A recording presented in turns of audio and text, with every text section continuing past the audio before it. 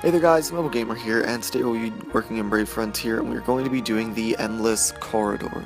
So, first off, team building, you want to have someone who can do critical reduction or critical damage negation. That's why I brought along Laura. She's my leader. She also has a lot of good stuff in her leader skill that you might want to keep. You also need someone who is good at boosting your BB efficacy and your Brave Burst fill rate. That is Cool Yoke, among other reasons. But the units I have Laura as my leader, I have, what's her name, Vern as my friend leader, I have, well, since Laura's my mitigator and my leader, she fits both roles. I have Cool Yoke for the Flame Shield, the Brave Burst fill rate, the BC efficacy, and the BB gauge on attack. I have Silas, or Cyrus, however you want to pronounce it, for BB up and critical up, the damage types of course. Then I have Alanon for kind of like burst healing and also the elemental buffs. And then I have Selena with Lexita and Metal Bear. It seems like a strange combination, but it actually works. And she's just there for all of the healing and the BC drop rate buffs. So getting into it, the first 20 rounds are kind of like scripted rounds. They have a certain like rooms for enemies, they have set bosses. So once you get through those 20 rounds, you start getting into the part where it's like the endless corridor.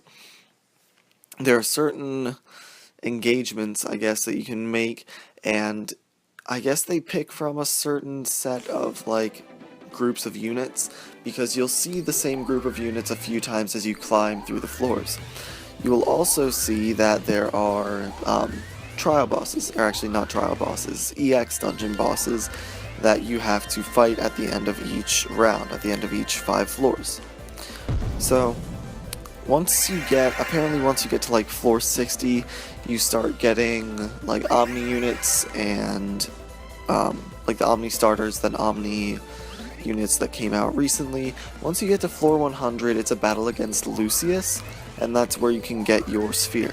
The battle against Lucius is pretty tough though, so you might want to run it a few times before you can really make an attempt to make a pass at going after Lucius. The rewards, I forget what exactly they are. The sphere is pretty good. It's a mitigation sphere. All I remember is that it has plus 30% to stats, but it also does a lot after that, so it's a really good sphere to have, since it's like a secondary stat sphere. So you need like critical damage negation, you need a mitigator obviously. It's good to have a burst healer and healing over time. It's good to have good damage output. The one thing I forgot in this squad is to have someone who can inflict status ailments. Because once you reach higher ranks, whenever you get to the Omni starters, apparently, for example, Vargas and Lava hits really hard, but you can curse her and you can injure Vargas, so they don't do as much damage.